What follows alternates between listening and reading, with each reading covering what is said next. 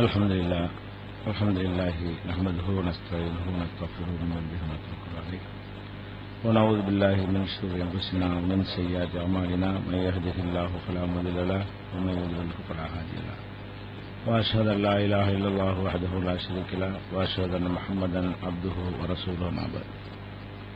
கண்ணியத்திற்குரிய எல்லாம் அல்ல அல்லாஹ் ஜல்ல ஷானஹு தஆலாவின் நல்லடியார்களே, மாறும் உலகில் மாறாத இஸ்லாம் என்ற இந்த தொடர் நிகழ்ச்சியிலே நாம் எல்லாம் 5வது நாளிலே அமர்ந்திருக்கிறோம். இந்த நிகழ்ச்சியிலே இஸ்லாம் அல்லாஹ்வால் வழங்கப்பட்ட ஒரு மார்க்கம், அதில் எந்த காலத்திலையும் எந்த விதமான மாறுதலும் தேவைப்படாது, அது எல்லா காலத்துக்கும் பொருந்தக்கூடியதாக இருக்கும் என்ற அடிப்படையில் சில செய்திகளை நாம சொல்லி வருகிறோம். இஸ்லாம் எந்த மாறுதலும் தேவையில்லை என்று சொல்வதற்கு முக்கிய காரணத்தில் பல காரணங்கள் இருக்கின்றன. அதுல முதன்மையான ஒரு காரணம் என்னவென்றால், இந்த மார்க்கம் மனிதனுடைய இயல்பை புரிந்து கொண்டு அவனுடைய பலத்தையும் பலவீனத்தையும் சரியான முறையில் எடை போட்டு அதற்கு ஏற்றவாறு சட்டங்களை வழங்கியிருக்கிறது. சக்திக்கு மீறி எந்த ஒரு சிரமமும் இந்த மார்க்கத்தில் இல்லை.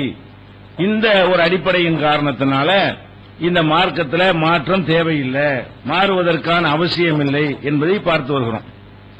அதுல முத்தாய்ப்பாக சொல்வதாக இருந்தால், அல்லாஹ் சில விஷயங்களை நமக்கு ஹராமாக தடுக்கப்பட்டதாக ஆக்கியிருக்கிறான். அந்த ஹராமான விஷயங்களை திருக்குர்ஆன்ல ஒரு 4 விஷயத்தை பட்டியல் போடுகிறான். தானாக செத்து போன பிராணிகள் ஹராம், அறுக்காம அதுவா செத்து போச்சுன்னு வைங்க, கோழியோ ஆடோ அதுவா செத்துருச்சுன்னு சொன்னா அதை நம்ம சாப்பிடக்கூடாது. ரத்தத்தை சாப்பிடக்கூடாது.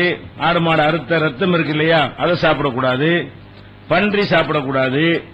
அல்லாஹ் அல்லாத மற்றவங்களுக்காக வேண்டி படையல் செய்யப்பட்டது, பூஜை செய்யப்பட்ட பொருள்களை சாப்பிடக்கூடாது. இதெல்லாம் ஹராம் என்று அல்லாஹ் திருமறையில் சொல்றான். அப்ப இவ்வளவு பெரிய கடுமையான ஒரு ஹராமாக அல்லாஹ் அறிவித்திருக்கிற அந்த வசனங்கள்லாம் எடுத்து பார்த்தீங்கன்னா, எல்லா வசனங்கள்லயுமே ஒரு விதிவிலக்க சொல்லியிருப்பான். இதெல்லாம் ஹராம் தான். ஹராமா இருந்தாலும் நிறுத்துற கைர பாகின் வல ஆதின், யாராவது நிர்பந்த நிலைக்கு உள்ளாக்கப்பட்டு விட்டார்களே ஆனால் பல இஸ்ம அலைஹி, அவங்க மீது குற்றம் கிடையாது. ஹராம் தான், ஹராம் பாவம் தான். ஆனாலும் இது எல்லா நேரத்திலையும் கடைபிடிக்க முடியாது. உணவு பிரச்சனை, இது சாப்பாட்டு பிரச்சனையாக இருக்கும் பொழுது சில நேரங்களில் ஒரு உணவுமே கிடைக்காத நிலை ஏற்பட்டால், அப்ப அந்த செத்துப்போன ஆடுதான் இருக்குது என்றால் சாப்பிட வேண்டிய நிலைமை ஏற்படும். அல்லது ஒரு ரத்தத்தை தான் சாப்பிடணும், அல்லது பூஜை செய்யப்பட்டது படையல் செய்யப்பட்ட பொருள் தான் இருக்குது, வேற உண்மை இல்லை, இந்த உணவு நமக்கு கிடைக்கலன்னா நம்மளை பாதிக்கும் என்ற நிலைக்கு நம்ம ஆளானாமையானால் அதை கூட சாப்பிடலாம். பன்றியை கூட சாப்பிடலாம். பன்றி எவ்வளவு பெரிய ஹராம்னு மார்க்கத்தில் சொல்லப்பட்டிருக்குது. வேற ஒண்ணுமே கிடைக்கல, சாப்பாடே இல்ல, அந்த நேரத்தில் என்ன செய்யறது? ஹராமாக்குன அல்லாஹ் அதை சேர்த்து சொல்றான். எந்த வசனத்தில் இதெல்லாம் ஹராம் என்று சொல்கிறானோ அதிலேயே தான் வருகிறது. எப்படி வருகிறது? ஃபமனில் துர்ர, யாராவது நிர்பந்தத்திற்கு உள்ளாக்கப்பட்டு விட்டால், கைர பாகின் வல ஆதின், நிர்பந்தங்கிறத நம்ம மிஸ்யூஸ் பண்றோம். வழக்கமாக என்ன செய்வோம்? நிர்பந்தத்துக்கு சில காரியங்களை செய்யலாம்னு சொன்னா ஒரு கடையை 2 கடையாக்குறது வட்டி வாங்குவான். ஏன்டா நிர்பந்தம், தொழில பெருசாக்குறதுக்கு வட்டி வாங்கிட்டு என்ன செய்வான்? நிர்பந்தம்னு சொல்லிடுவான். நிர்பந்தத்துக்கு தான் மார்க்கத்தில் அனுமதி இருக்குது அப்படின்னு ஒரு வாதத்தை வைக்குவான். நிர்பந்தம் தான் என்ன? நிஜமான நிர்பந்தமா இருக்கணும். வாழ முடியாம, பசி தாங்க முடியாம, உணவு பிரச்சனையாக இருக்கணும், அல்லது ஒரு மருத்துவம் சார்ந்த ஒரு பிரச்சனையாக இருக்கணும். இது நிர்பந்தம். ஒரு கடையை 2 கடையாக்குற நிர்பந்தமா? 2 கடையாக்காடி செத்து போயிருவோமா? ஒரு வீட்டை 2 வீடா காட்டி செத்துருவோமா? குடிசை வீட்டை பங்களாவை கட்டுறது கட்டாய கடமையா? இதுக்காக வேண்டி போய் வட்டியை வாங்கிட்டு என்ன செய்யறது? நாங்கெல்லாம் நிர்பந்தத்துக்கு ஆளாயிட்டோம். இதெல்லாம் நிர்பந்தம். அதுக்கு தான் அல்ல நிர்பந்தம் சொல்லிட்டு அதுக்கு ஒரு கண்டிஷனை போடுறான். என்ன கண்டிஷன்? கைர பாகின் வல ஆதின், வரம்பு மீறக்க கூடாது. நிர்பந்தங்கிற பேரை சொல்லி என்ன செய்யக்கூடாது? லிமிட்டை தாண்டிடக்கூடாது. வழி அந்த நிலையை தேடி செல்லக்கூடாது. அந்த மாதிரி நிலையில உண்மையான நிர்பந்தத்திற்கு நீங்கள் உள்ளாக்கப்பட்டீர்களே ஆனால் ஹராமானதை கூட நீங்கள் என்ன செய்யலாம்? சாப்பிட்டால் உண்டால் குற்றம் இல்லை. ஐது குர்ஆன்ல 2:173, 6:145, 16:115, 5வது அத்தியாயத்தில் 3வது வசனம், இதுல எல்லாம் இந்த விஷயத்தை எல்லாம் சொல்லி காட்டுறான். அது ஹராமு. ஆனா நிர்பந்தமாகிவிட்டால் அப்பவும் ஹராம் தான், குற்றம் இல்லை. அப்ப இந்த மார்க்கம் எப்படி பார்க்குது?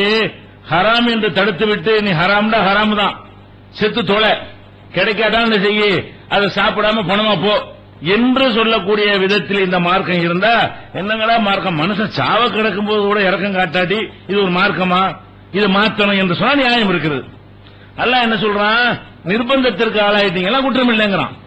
இந்த நிர்பந்தம் கூட பணமா போயிருவோங்கிற அளவுக்கு வருது, அதுதான் நிர்பந்தமா? கிடையாது. காலையில கொஞ்சம் பால், சாயந்தரம் ஒரு பால் கிடைக்கலன்னா நிர்பந்தம் தான். ஒரு நாள் உணவு கிடைக்காது, இன்னொரு நாள் வளைக்கணும். ரசூல் ஸல்லல்லாஹு அலைஹி வஸல்லம் அவங்க இது வளைக்கிறாங்க. எப்படி வளர்க்கறாங்க? ஒருத்தர் போய் என்ன செய்யறாருன்னு கேட்டா, ஒருத்தர் கேட்கிறார், அல்லாஹ்வுடைய தூதரே, எங்களுக்கு ஹராமாக்கப்பட்டவைகள் எப்ப ஹலால் ஆகும்? எங்களுக்கு ஹராமா அல்லாஹ் ஆக்கிட்டான், அது எந்த மாதிரி கண்டிஷன்ல எங்களுக்கு ஹலால் ஆகும்? அப்ப ரசூல் ஸல்லல்லாஹு அலைஹி வஸல்லம் சொல்றாங்க, காலை நேரத்தில் சிறிதளவு அருந்தக்கூடிய பால், குறைஞ்சபட்ச உணவு, சாயந்தரம் அருந்தக்கூடிய 2 வேளை அந்த நாட்டில் உணவு சாப்பிடுவாங்க. அந்த உணவுக்கு அந்த பாலை சொல்லி காட்டுறாங்க. காலையில கொஞ்சம் அருந்துறதுக்கு பால் கிடைக்கல, சாயந்தரம் அருந்துறதுக்கு பால் கிடைக்கலையா, 2 வேளை ஒண்ணுமே கிடைக்கலையா, 2 வேளை மொத்த சாப்பாடு, நமக்கு தான் 3 வேளை, இப்ப அதிகமான வேலையா போச்சு. அப்ப 2 வேளை சாப்பாடுக்கு வழி இல்லை என்று சொன்னால் அப்ப நீங்க சாப்பிட்டுக்கலாம். ஒரு மனிதன் காலையில் ராத்திரிக்கு ஒண்ணுமே கிடைக்கல, ஹராமான சாப்பிடலாங்க. எந்த ஹராமானது சாப்பாடு அளவு சேர்த்து வச்சிடக்கூடாது, ஹராமானது ஸ்டோர் பண்ணி வச்சிடக்கூடாது. அந்த ஹராமானது எப்ப சாப்பிடலாம்? ஒரு நாள் உணவு ஒருத்தனுக்கு கிடைக்கவில்லை என்றால் 2 வேளை ஒருத்தன் சாப்பிட வேண்டும். நம்ம நாட்டில் ஒரு 3 வேளை சாப்பிட வேண்டும். இந்த 3 வேளை உணவு ஒருத்தனுக்கு கிடைக்கல என்று சொன்னா செத்துலாம் போக மாட்டான். அத மார்க்க நிர்பந்தங்குது. மார்க்க எது நிர்பந்தங்கிறது? செத்து போயிருவாங்கிற அளவுல எலும்பு தோலுமாயி அந்த மாதிரி கண்டிஷன்ல உள்ளவனுக்கு இதை அனுமதிக்கிற நன்மை கூட இல்ல. அது திங்கவா செய்யணும். முதல்ல பணமா போயிட்டான்னு சொன்னா இறைச்சி கடிச்சு தின்மா, அந்த மாதிரி பணமா கிடக்கிறவனுக்கு உள்ள சலுகை விளங்கிடக்கூடாது. அவனுக்கு இந்த சலுகையை கொடுக்கிற இந்த நன்மையும் கிடையாது. இந்த சலுகை யாருக்குன்னு கேட்டா, உணவு பிரச்சனையில உணவு கிடைக்கவில்லை, ஒரு நாள் உணவு கிடைக்கவில்லை, அவன் எதையும் பார்க்க வேண்டியதில்லை. நீங்க இந்த சோமாலியாவெல்லாம் பாத்தீங்கன்னா காட்டுவாங்க எல்லாம் டிவியில, வெறும் எலும்பு தோல்மா இருப்பாங்க. சோமாலியாவில் பாத்தீங்கன்னா எலும்பு தோல்மா மக்களை காட்டுறான். எல்லாம் முஸ்லிம்கள் வாழக்கூடிய நாடு, முஸ்லீமாக இருக்கிறான். ஏன்னா இப்படி இருக்கிறான்னா உணவு கிடைக்கல, சாப்பாடு கிடைக்கலங்கிறதுக்காக வேண்டி அவன் அந்த மாதிரி நிலையில இருக்கிறான். இவன் இந்த மாதிரி நிலையில உள்ளவன் என்ன செய்யலாம்? ஏன் இப்படி இருக்கிறான்? செத்து போன ஆடுகாடு சாப்பிட வேண்டியதானே, எது எது கிடைக்குது எல்லாத்தையும் சாப்பிட வேண்டியதானே. அந்த மாதிரியான ஒரு சட்டத்தை விளங்காத காரணத்தினால அவன் இந்த சாப்பாடு இல்லைங்கிற ஒரு காரணத்திற்காக எலும்புந்தோளுமாக அந்த மக்கள் மாறக்கூடிய நிலையெல்லாம் பார்க்கணும். அது மாதிரி எல்லாம் வரும் அல்லாஹ்வுக்கு தெரியும்ல. பலவிதமான நிலைகளை மனிதன் அடைவான். அந்த மாதிரி அடையக்கூடிய நேரத்தில் அவனுக்கு இந்த சட்டத்தை போட்டக்கூடாது. அல்லாஹ் எப்படி விரும்புறான்? திங்கக்கூடாதுதான். நிர்பந்தம் வந்துருச்சா அது பிரச்சனை, நான் கண்டுக்கிற மாட்டேன், அது நான் தானே ஏற்படுத்தினேன், உன் சக்திக்கு ஏழாம தானே நீ இருக்கிற, ஒரு நாளைக்கு மேல ஒரு மனிதனுக்கு பசியை தாங்க இயலுமா, அப்படின்னு நான் தானே உன்னை படைச்சிருக்கிறேன் என்று கருணை காட்டி நிர்பந்தமான நிலைக்கு உள்ளானவர்களுக்கு உங்களுக்கு இந்த சட்டம் கிடையாது, ஹராம்ங்கிற சட்டம் கிடையாது, ஹராமா இருந்தாலும் அதுக்கு கேள்வி கிடையாது, நான் மன்னிச்சுக்கிருவேன் என்று அல்லாஹ் ரப்பல் ஆலமீன் இந்த நிர்பந்தத்திற்கு ஹராமான விஷயங்களே நமக்கு என்ன செய்யறான்? சொல்லி காட்டுகிறான். அப்ப இதுல ஒரு மாற்றமும் தேவையில்லை. நல்ல வழங்குதா இல்லையா? என்னடா எந்த நிலையிலும் இந்த மார்க்கத்தை கூட தேவையில்லை போல இருக்கு. இவ்வளவு பெரிய மோசமான ஒரு உயிர் காக்க ரத்த தானம் கொடுக்கிறோம்.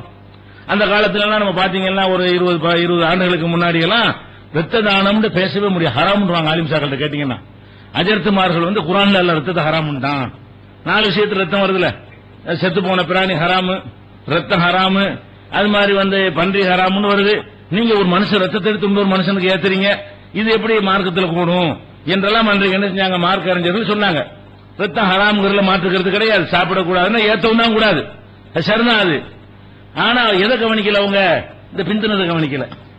எவன் நிர்பந்தத்திற்கு உள்ளாக்கப்பட்டானோ அவனுக்கு குற்றம் இல்ல. ரத்தம் ஏத்துறதுக்கு இந்த விளையாட்டுக்கு ஏத்துவான், சத்தை அதிகரிக்க பலத்தை அதிகரிக்க ஏத்துவான். ரத்தம் ஏத்துறது எதுக்கு? நிர்பந்தத்துக்கு தானே. ஒரு நாள் சோறு கிடைக்காட்டி இதெல்லாம் ஹலால்னு சொன்னா ஆபரேஷன் பண்ணி ஓடிக்கிட்டு இருக்கிற ரத்தம், அப்ப அந்த ரத்தத்தை ஈடுகட்டுறதுக்கு கொஞ்சம் ஏத்தினாதான் அவன் பிழைக்குவான். அல்ல கேன்சர் இருந்து கீமோ கொடுத்து அவனுடைய அணுக்கெல்லாம் செத்து கொண்டிருக்கிறது, புதுசா ரத்தம் ஏத்தினாதான் அவனுக்கு என்ன செய்ய முடியும்? திரும்பி அவன் மறு உயிர் பெற முடியும். ஆக்சிடென்ட் ஆயிட்டான், எல்லா ரத்தம் ஓடி போச்சு, அப்ப அவனுக்கு மறு சிகிச்சை செய்வதற்கு கூட ரத்தம் ஏத்தினாதான் ஏதாவது செய்ய முடியும். இந்த நிலையில ரத்தம் ஏத்துறாங்க. ரத்தம் ஏத்துறது பலத்தை நோன்பு வைக்க போறேன், காலையில 2 பாட்டில போட்டு போய் சகர் வைக்கிறேன் வைக்கிறோம், அதுக்கு ரத்தம் ஏத்துறோம்.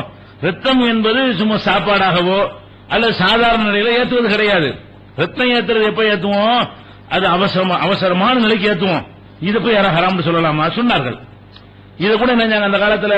ரத்த தானமா அம்மாடி ஹராமு, ரத்தம் பணமா கிடக்க அளவுக்கு போனா கூட ரத்தம் ஏத்த மாட்டாங்க சார் ஆளுங்க பேணுதல். ரத்தத்தை ஏத்துறது அல்ல ஹராமாக்கி இருக்கான். ஒருத்தர் ரத்தத்தை நான் ஏத்தி நான் வாழ தேவையில்லை, செத்து போனா செத்துட்டு போறேன் இப்படி ஊட்டினார்கள். மக்களுக்கு நினைச்சாங்க ரத்த தானத்தை பெறுவதற்கும் மக்கள் பயப்படக்கூடிய நிலையிலையும் ரத்தத்தை கொடுக்கிறதுக்கும் பயப்படக்கூடிய நிலையிலும் இருந்தார்கள். ஆனா அல்லாஹ்வுடைய அந்த வசனத்தை ஹராமாக்குற அந்த வசனத்தை பாதியை பார்த்தவர்கள் அடுத்த பாதியை பார்க்கல. ஹராம் தான்ப்பா, நிர்பந்தத்துக்கு ஹராம் இல்லைன்னு சேர்த்தானே இருக்குது. அப்ப நம்ம கூட இப்ப ரத்த தானம் செய்யறோம்னா எதுக்கு செய்யறோம்? ஹராம் தான் அது. ஆனா ஏன் அது ஹலால் ஆகுது? எதுக்கு குற்றம் இல்லாம போகுது? நிர்பந்தமான ஒரு நிலையில் இருப்பவனுக்கு தான் ரத்தத்தை கொடுக்கிறோம், ரத்தத்தை வாங்குறோம். இந்த நிலையில் இருக்கிற ஒரு விஷயத்தை வழங்காம இப்படி எல்லாம் பத்துவாக்கள் கொடுத்தார்கள். அப்படி கொடுத்தார்கள் ஏன்னா மாத்தலாம்னு சொல்லலாம். என்னங்கடா மார்க்கம், ஒரு சாவ கிடக்கனா ரத்தம் ஏற்ற மாட்டேங்கிறீங்க, அவனை பணமாக்கி போட்டீங்க அப்படின்னு சொன்னா நம்ம என்ன செய்யலாம்? அதை மாத்தணும்னு சொல்லலாம். இந்த மார்க்கம் தேவையில்லை, ஒரு மனுஷனுடைய உயிரோடு விளையாடுது, இந்த மாதிரி ஒரு சட்டத்தை பிடிச்சி சாவடிச்சு பிடிச்சி அப்படிங்கிற மாதிரி சொன்னால் கேட்டுக்கொள்ளலாம். அப்படி இந்த மார்க்கம் சொல்லுதா?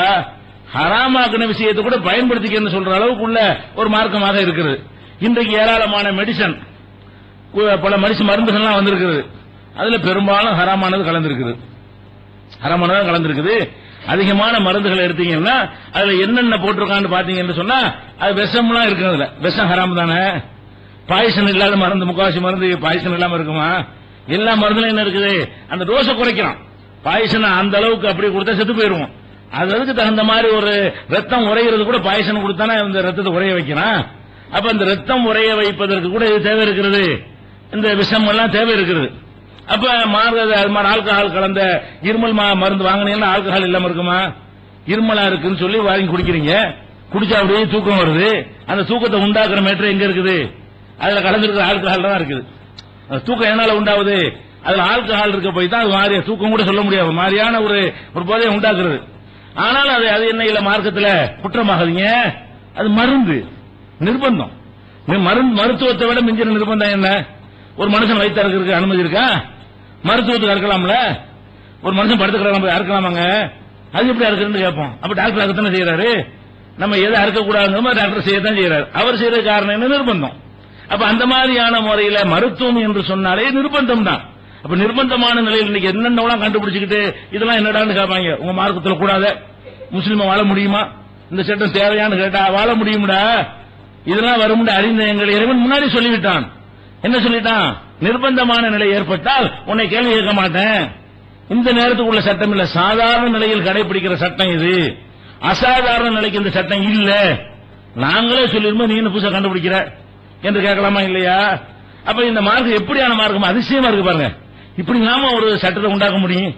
என்ன மாதிரி சுத்தி வளைச்சு வந்தா கூட அதுக்கு ஆன்சர் நம்மள்ட்ட ஆல்ரெடி வச்சிருக்கிறோம். அந்த மாதிரியான ஒரு அடிப்படையில் பார்க்கும் பொழுது இந்த மார்க்கம் மாறுவதற்கு எந்த தேவையும் இல்லை. இந்த காரணத்துக்காக வேண்டி. எந்த காரணத்துக்கு? எங்களுக்கு ஏறல, எங்களுக்கு முடியல, எங்களுக்கு இதை செயல்படுத்த இயலாது, இது எங்களை பாதிக்கிறது, எங்களுடைய ஆரோக்கியத்தை பாதிக்கிறது, எங்களுடைய உயிரை பாதிக்கிறது, எங்களுடைய மற்ற விஷயங்களில் சிரமத்தை ஏற்படுத்துகிறது. இந்த மாதிரியான ஒரு சிரமம் எங்களுக்கு அவசியம் இல்ல, மாத்தணும்னு ஒரு ரீசன் இருந்தா பேசுவோம், வாங்க மாத்துவோம். அப்படி இல்லையே, மாத்துறதுக்கான காரணம் இருந்தா தானே மாறுதல் பேசி வரும். இது இறைவனை தந்திருக்கிற காரணத்தினால் அந்த அம்சங்கள் வரவே இல்லை. இன்னும் சொல்ல போனால் இந்த மனிதன் எந்த மனுஷனா இருந்தாலும் அவன் மனநிலையை எடுத்துக்கொண்டீர்களே ஆனால் எல்லா மனுஷனும் கெட்ட எண்ணங்கள் அப்பப்ப போயிட்டே இருக்கும். கெட்ட செயல்களை குறைவா செய்வோம், கெட்ட எண்ணங்கள் ஜாஸ்தியா வரும். என்னவா வரும்? அப்படி செய்யணும், எப்படி செய்யணும், அப்படின்னு பல மாதிரி எண்ணங்கள் வரும். அவ்வளவு ஹராமானதா இருக்கும். மனிதனுடைய எண்ணங்கள்லாம் எப்படி இருக்கு? அந்த மாதிரி சில தவறான முறையில் ஒருத்தர் சம்பாதிச்சு கோடீஸ்வரன் ஆயிட்டான்னு சொன்னா இந்த மாதிரி நம்மள ஆகணும் அப்படிங்கிற மாதிரி மனசுல வரும், கொள்ளையடிக்கணுங்கிற மாதிரி வரும். இப்படி பலவிதமான கெட்ட எண்ணங்கள்லாம் வரும். இதை பத்தி கூட இந்த மார்க்கம் எப்படி சொல்லுதுன்னா, இது என்ன வருது அவன் வேலையா, என்ன வருது அவனா பிளான் பண்றான், அப்படி வந்துருது. நம்ம யோசிச்செல்லாம் செய்யறது கிடையாது. மனசுல என்ன செய்யறேன்? ஒரு அழகான ஒரு பெண்ணை பார்த்தோன்னு ஒரு மனுஷனுக்கு ஒரு மாதிரியான ஆசை வருதா இல்லையா? அது பிளான் பண்ணி அந்த ஆசை வந்துச்சு. அந்த பக்கம் வந்திருக்காரு, இவங்க வரவே செய்யாது. அந்த பக்கம் வந்ததுனாலையும் அந்த மாதிரி கோலத்தில் இருந்ததுனாலையும் அதை பார்த்ததுனாலையும் இவனுக்கு ஏற்படுது. இதுக்கு பிளான்லாம் பண்றது கிடையாது, இது வந்துடும், மனசுல வந்துடும். அப்ப இஸ்லாம் எப்படி சொல்லுது? இந்த மனசுல வர்றதுக்கெல்லாம் பிடிக்க ஆரம்பிச்சா ஒருத்தம் கூட தப்பிக்க மாட்டோம். இந்த மனசுல வர்றதுக்காக வேண்டிய எல்லாம் கேள்வி கேட்க ஆரம்பிச்சான்னா ஒருத்தன் நல்லவனா இருப்பானா? வெளியில வேண்டாம் எனக்கெல்லாம் வராதுன்னு சொல்லலாம், பொய்யாத்தான் இருக்குது. எவனும் சொல்ல முடியாது. வெளியில வந்து எனக்கும் அப்படிலாம் நான் அப்படி ஆள் இல்ல இதெல்லாம் சொன்னாங்கன்னா போய் சொன்னாங்கன்னு அர்த்தம். எந்த மனிதனா இருந்தாலும் ஏதாவது சில விஷயங்கள் சபலம் ஏற்படும். ஏதாவது பெண்ணா இருக்கலாம், பணமா இருக்கலாம், புகழா இருக்கலாம், பதவியா இருக்கலாம், ஏதாவது ஒரு விஷயத்துல என்ன செய்வான், அப்படியே கொஞ்சம் சமரசமாயி போயிடுவான். அப்ப இப்ப அவன் நினைக்குவான் மனசுல என்ன செய்யணும், நம்மளும் எம்எல்ஏ போயிடலாம், நம்மளும் மந்திரியா போகலாம், நம்மளும் இந்த மாதிரி போகலாம், அப்படி இப்படி பல எண்ணங்கள் வரும். இது மாதிரி வரக்கூடிய நேரத்தில் இந்த மார்க்கம் எப்படி எல்லாம் கவனிக்குதுன்னா, இந்த மனுஷன் வந்து வேணும்னு இதை செய்யறது இல்ல. மனசு சம்பந்தப்பட்ட விஷயம் அவன் கண்ட்ரோல்ல கிடையாது, இறைவனாய் ஏன் கண்ட்ரோல்ல இருக்குது. ஒரு மனிதன் நம்ம விரும்புறது கூட நம்ம கண்ட்ரோலா இருக்குது. நம்ம பெத்த 4 பிள்ளையில ஒரு பிள்ளைய விரும்புறோம், 3 பிள்ளை விரும்ப மாட்டாங்க. ஏன் யாருக்கும் தெரியாது, நமக்கே காரணம் தெரியாது. நம்ம பிள்ளையா தான் இருக்கு. சில பெற்றோர்கள் வந்து தருதல இருந்து ஊர்ல பேர் எடுத்திருப்பான், அந்த பிள்ளையை விரும்புவாங்க. நல்ல பிள்ளைன்னு சொல்லுவாங்க, அவனு விரும்ப மாட்டாங்க. சில பெற்றோர் அப்படி இருக்கிறாங்க. சில பெற்றோர்கள் நினைச்சுமா இவன் பேரையே கெடுப்பான், குடும்பத்தார் பேரைய இருந்தாலும் அவன் மேல பாசம் முறையை பொழிவாங்க. ஆனா நல்ல பையன் எல்லாரும் சொல்லுவாங்க, அவன் மேல பாசமே வராது. ஏன் அப்படி செய்யறாங்க? பிளான் பண்ணி செஞ்சா இப்படித்தானே வரணும். பிளான் பண்ணி திட்டம் போட்டு செஞ்சா இவனை நேசிக்கணும் அவனை நேசிக்க கூடாது.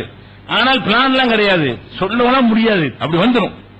நம்மளை மீறி என்ன செஞ்சிடும், ஒரு பிள்ளை மேல பாசம் வந்துடும், ஒரு விஷயம் ஆசைப்பட்டுருவோம். அப்ப மனம் என்பது நம்முடைய கட்டுப்பாடில் உள்ளது இல்ல. அதுக்காக எல்லாம் என்ன சொல்றான்னு கேட்டா, என்னுடைய அடியான் வந்து ஒரு தீமையான காரியத்தை செய்யணும் என்று நினைத்து அல்லாஹ் சொல்வதாக ரசூல் ஸல்லல்லாஹு அலைஹி வஸல்லம் சொல்றாங்க. ஒரு அடியான் வந்து ஒரு தீமையான காரியத்தை செய்ய நினைக்கிறான், மலக்குகளுக்கு அல்லாஹ் கட்டளை போட்டுறான், எழுதுறதுக்கு நியமிச்சு வச்சிருக்கான்ல. எதா இருந்தாலும் ரெக்கார்டு பண்றதா வேலை. ரெக்கார்டு பண்றவரை என்ன செய்வார், ரெக்கார்டு பண்ண மாட்டாரு, அவருக்கு தெரியும். ஏன்னா உள்ளுக்குள்ள வரைக்கும் மலக்கு உள்ளத்துல உள்ளது வரைக்கும் அறியிற மாதிரி எல்லாம் படிச்சு வச்சிருக்கான். மலக்கு உள்ள தூண்டிக்கிட்டு இருப்பாருன்னா வருது. அப்ப ரசூல் ஸல்லல்லாஹு அலைஹி வஸல்லம் சொல்றாங்க, இதா ஹம்ம அப்தி பிஸய்யத்தின், எனது அடியான் ஒரு தவறான ஒரு விஷயத்தை செய்ய வேண்டும் என்று நினைத்தால், மனசுல நாடினால், பலா தக்துபுஹா, உங்களை எழுதத்தான் நியமிச்சிருக்கிறேன், இதை எழுதாதீங்க, இருக்காதுல வராது.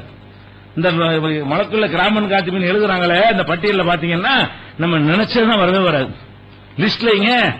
அல்லாஹ் வந்து அவருக்கு அதை சொல்லிவிட்டாங்க, நினைச்சதுக்கெல்லாம் எழுதிவிடாத, எழுதுனா தாங்காது, ஒரு மனிதன் தேர மாட்டான். அப்ப வலா தக்துபுஹா, அதை எழுதிடாதீங்க. ஃபைன் அமிலஹா, அந்த சபலப்பட்ட விஷயத்தை செயல் வடிவத்துக்கு கொண்டு வந்து விட்டானே, ஆனால் ஃபக்துபுஹா செய்யாத், ஒரு தப்புன்னு எழுதுங்க. அது கூட எப்படி சொல்றான்ல, எழுத்தர்களுக்கு மலக்குகளுக்கு எல்லாம் உத்தரவு போட்டு வைத்திருக்கிறான், எனது அடியார்கள் தவறான காரியங்களை மனசால் நினைத்தால் எந்த ரிமார்க்கும் அது கிடையாது, அதுக்கு கேள்வி கிடையாது, அது பதிவாகாது, அது பற்றி எல்லாம் விசாரிக்க மாட்டான். பதிவேட்டில் திருப்பி எல்லாம் தருவான ஏட்ட பாடுறான்னு சொல்லி அதுல இதெல்லாம் வராது. எது வராது? மனசில் நம்ம நினைத்த எண்ணங்களுக்கு எல்லாம் வரவே வராது. அதே நேரத்தில் என் அடியானதை செஞ்சு விட்டான் என்று சொன்னால் ஃபக்துபுஹா செய்யத்தன், ஒரு தீமைன்னு எழுதுங்க. அதே நேரத்தில் வைதா ஹம்மபி ஹசனத்தின், என் அடியான் வந்து ஒரு நல்லது செய்ய நினைச்சுட்டான்னு வைங்க, அதுவும் எழுதாதீங்கன்னு சொல்லணும்.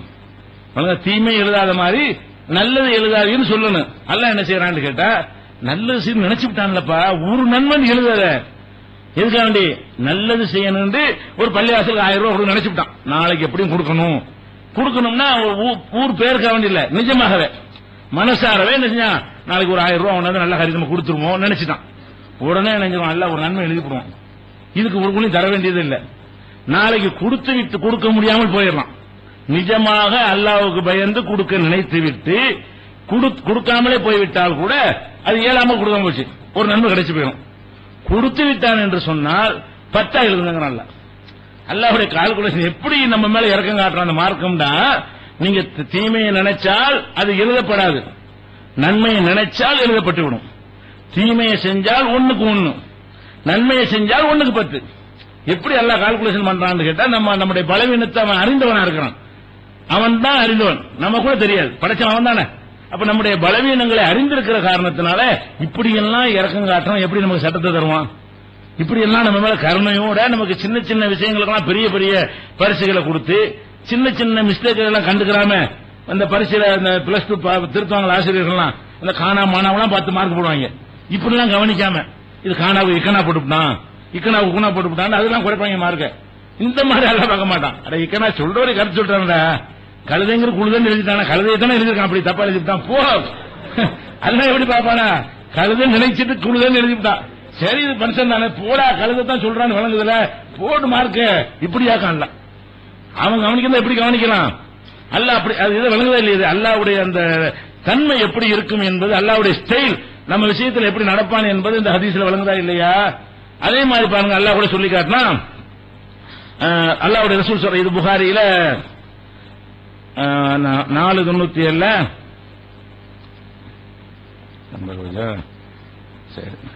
முஸ்லீம்ல 349 ஹதீஸ்ல இது இருக்குது.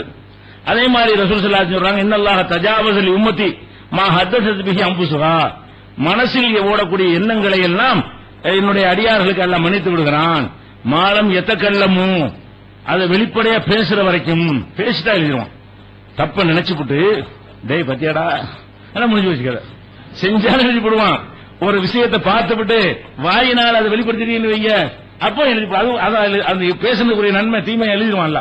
அது இல்லாம ஒண்ணு வாயினால பேசினாலும் எழுதிடுவான், அதை செயல்படுத்தி விட்டாலும் அதுக்குரிய தீமை எழுதிடுவான்ல. மனசில் நினைக்கிறது கிடையாது என்றும் ரசூல் ஸல்லல்லாஹு அலைஹி வஸல்லம் நமக்கு சொல்லித் தருகிறார்கள். இந்த மாதிரியான ஒரு அடிப்படையில் இந்த மார்க்கம் அமைந்திருக்கிறது. அப்ப இந்த பொதுவாக இது மாதிரி நிறைய சம்பவங்கள் நீங்கள் குர்ஆனில் தேடி பார்த்தீர்களேயானால், இந்த மார்க்கம் நம்மளை கட்டாயப்படுத்துறது இல்ல, இந்த மார்க்கம் நம்மளை சிரமப்படுத்துறது இல்ல. இந்த மார்க்கத்தினுடைய எல்லா சட்டங்களும் செயல்படுத்தக்கூடிய வகையில் இருக்கும். சில நேரங்களில் சில பேருக்கு செயல்படுத்த முடியாமல் போகுமையானால் அப்ப விட்டு கொடுக்கிற மாதிரி இருக்கும். எல்லாரும் செயல்படுத்துற மாதிரி தான் எல்லாமே இருக்குது. சில நேரங்களில் மனிதனுடைய பலவீனத்தினால சில காரியங்கள் செய்ய முடியாமல் போனால் அவனுக்கு தகுந்த மாதிரி நடந்துக்க. இப்படியான ஒரு சித்தாந்தத்தை மாற்றணும் யார் சொல்ல முடியுமா? இப்படி எந்த ஒரு சித்தாந்தமாவது இப்படி அமைக்கப்பட்டிருக்குதா? உலகத்தில் எந்த நாட்டினுடைய அரசியல் சட்டத்தை எடுத்துக்கிறங்க, கிரிமினல் சட்டத்தை எடுத்துக்கிறங்க, அல்லது எத்தனை கொள்கைக்காக உருவாக்கப்பட்ட இயக்கங்கள் இருப்பாங்க இல்லையா, அவங்களுடைய சித்தாந்தங்கள் நீங்க எடுத்துக்கொள்ளுங்க.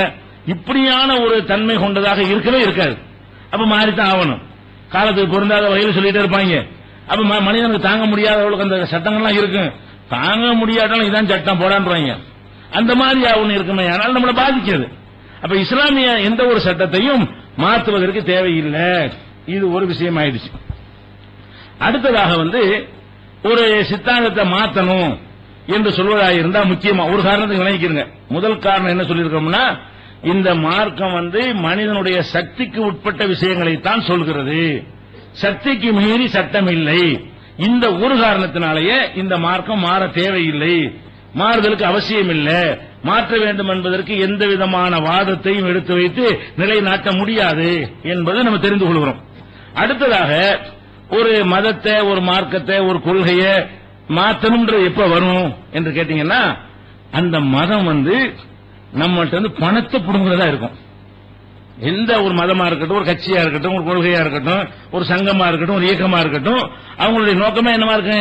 நம்மளை இந்த மாதிரி ஒரு கூட்டம் சேர்த்துக்கொண்டு மக்கள்கிட்ட பணத்தை சுரண்டக்கூடிய வகையில் அமைக்கப்பட்டிருக்கும்.